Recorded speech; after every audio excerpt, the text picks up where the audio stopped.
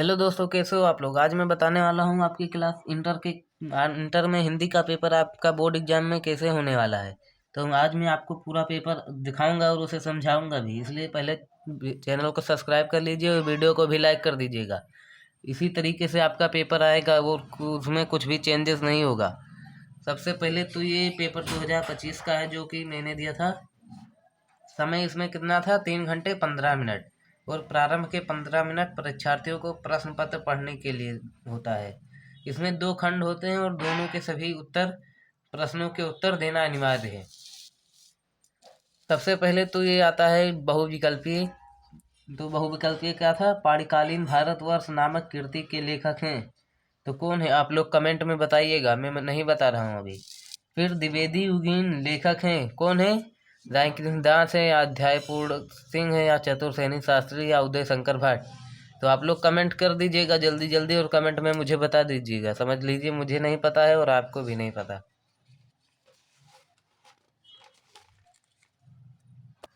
फिर आता है रामचंद्र शुक्ल लिखित कहानी है। तो क्या है, ये भी आप लोग कमेंट कर दीजिए। सब जितना भी मैं बता रहा हूँ आप लोग कमेंट कर दीजिए अगर जिसको भी पता हो। जहाज का पंछी रचना की विधा है, किस रचना की विधा है, उपन्यास की, नाटक की, कहानी की आत्मकथा। बता दीजिएगा कमेंट में आप लोग।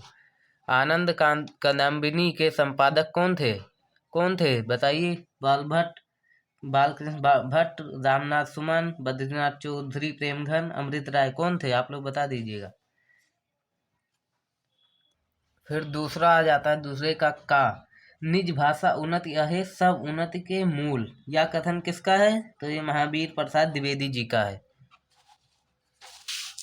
आप लोग कमेंट कर दीजिएगा सबका। कितनी नाव में कितनी बार के रचयिता हैं, कमेंट में बताइए आप लोग। छायावाद युग कवि हैं, कौन है, ये भी आप लोग कमेंट में बताइए। भारतेंद्र युगीन रचना है, comment comment comment please. Jaishankar Prasad की काव्य कृति क्या है, दीप शिखा। मैंने बता दिया, आप लोगों को इसके कमेंट करने की ज़रूरत नहीं, लेकिन जितना मैंने बोला वो सब कमेंट कर दीजिएगा आप लोग। अब उधर तो ट्रेलर था, पिक्चर तो यहाँ से शुरू होता है असली। सबसे पहले है, निम्नलिखित में से किसी एक लेखक का साहित्य परिचय देते हुए उनकी प्रमुख रचनाओं का उल्लेख कीजिए। अधिकतम शब्द सीमा कितना होना चाहिए, 80 शब्द। 80 लिखा है लेकिन कम से कम 200 शब्द आप लिखिएगा।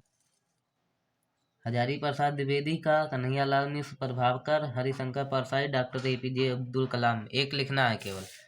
और फिर इसमें भी एक का परिचय देते हुए उनके प्रमुख रचनाओं का उल्लेख करना है।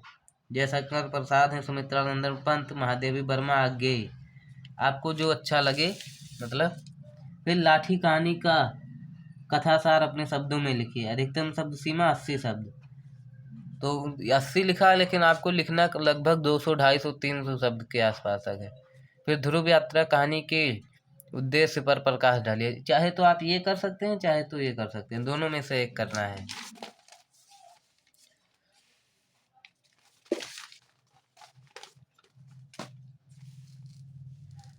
फिर इधर आता है, स्वापठित खंड काव्य के आधार पर किसी एक खंड के एक प्रश्न पत्र का उत्तर दीजिए। तो इसमें जो आपके ज़िले से है, ये यूपी बोर्ड का एग्ज़ाम पेपर है, तो मतलब इसमें अलग अलग ज़िले डिवाइड रहते हैं। जो आपके ज़िले का हो वही आपको करना है। ये तो आपको पता होगा, स्कूल में आपको बताया गया होगा। फिर आगे आता है खंड खा। तो खंड खा में सबसे पहले संस्कृत है जिसे आपको करना है। फिर संस्कृत का ही ये श्लोक दिया हुआ है जिसे आपको हिंदी में कन्वर्ट कर कर लिखना है, इसका अनुवाद करना है। फिर मुहावरे और लोकोक्तियाँ, इसमें से आपको एक करना है, जैसे अंधे के हाथ बटेर लगना, गिरगिट की तरह रंग बदलना, अंत भला तो सब भला, जंगल में मोर नाचा किसने देखा। एक करना है आपको, 2 नंबर मिलेंगे इसमें आपको। फिर अपठित पद्यांश पर आधारित निम्नलिखित प्रश्नों के उत्तर दीजिए।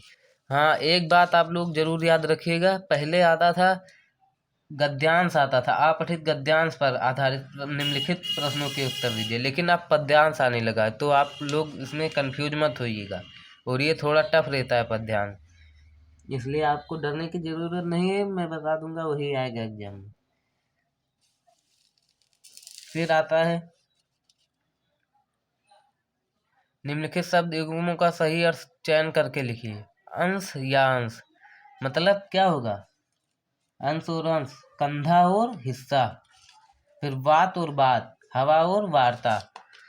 आपको ये याद रखना पड़ेगा। फिर निम्नलिखित में से किसी एक शब्द के दो अर्थ लिखिए, जैसे सुरभि, वारिद, नीरज, विधि। आपको जो पता है उसका आप लिख दीजिएगा। निम्नलिखित वाक्यांशों के लिए एक शब्द का चयन करके लिखिए जिनका कभी अंत ना हो, अनंत। जो बूढ़ा ना हो, अजर। निम्नलिखित में से किन्हीं दो वाक्यों को शुद्ध करके लिखिए। मीरा कृष्ण भक्त कावित्री हैं, तो ये हो जाएगा मीरा कृष्ण भक्त कावित्री नहीं होगा, कावित्र होगा। मेरा बाल सफेद हो रहा है, मेरे बाल सफेद हो रहे हैं, ये हो जाएगा। वह नदी को गया, तो ये हो जाएगा वह नदी पर गया। फिर आता है आपका रस, छंद और अलंकार। हास्य और शांत रस में से आपको उदाहरण सहित लिखना होगा, जो कि 2-2 नंबर का होता है। फिर आपको ऐसे ही अलंकार लिखना है। फिर कुंडलियां और सोठा में से एक लिखना पड़ेगा। फिर आता है सबसे ज़्यादा नंबर का, इसे आप छोड़ने की गलती बिल्कुल मत करना। अपनी गली मोहल्लों की नालियों की सफाई के लिए नगर निगम के स्वास्थ्य अधिकारी को पत्र लिखिए। आपको लिखना पड़ेगा पत्र या एप्लीकेशन, जो आप समझ सकते हैं। तो या फिर ये लिखिए, या फिर आप ये बैंक वाला लिख दीजिए। ये छोड़ना नहीं है। ये 6 नंबर का आता है, देख लीजिए आप लोग, 6 नंबर का है। फिर निम्नलिखित विषयों में से किसी एक विषय पर अपनी भाषा शैली में निबंध लिखिए। 2+7 9 नंबर का है। अगर आप इसे छोड़ दिए, अगर आप ये दोनों कर देते हैं और थोड़ा बहुत और कर देते हैं, तो आप समझ लीजिए एग्जाम में पास हो जाएंगे। 9 और 6 15 नंबर हो ही जाएंगे। 8 नंबर और आपको लाने पड़ेंगे अगर पास होना चाहते हैं। लेकिन आपको पास नहीं होना, अच्छे नंबर से पास होना है। बेरोजगारी की समस्या और समाधान, साहित्य समाज का दर्पण है। ऐसे ही मतलब आप कुछ भी जो आपको लगता है कि इस बार आएगा, मेरे ख्याल से तो बेरोजगारी और ये विज्ञान, ये दोनों हर साल आते हैं, तो आप इन पर ध्यान दीजिएगा ज़रूर से। तो मिलते हैं नेक्स्ट वीडियो में, लेकिन आप लोग चैनल को सब्सक्राइब कर दीजिए और वीडियो को भी लाइक कर दीजिए, मैंने बोल दिया एक बार।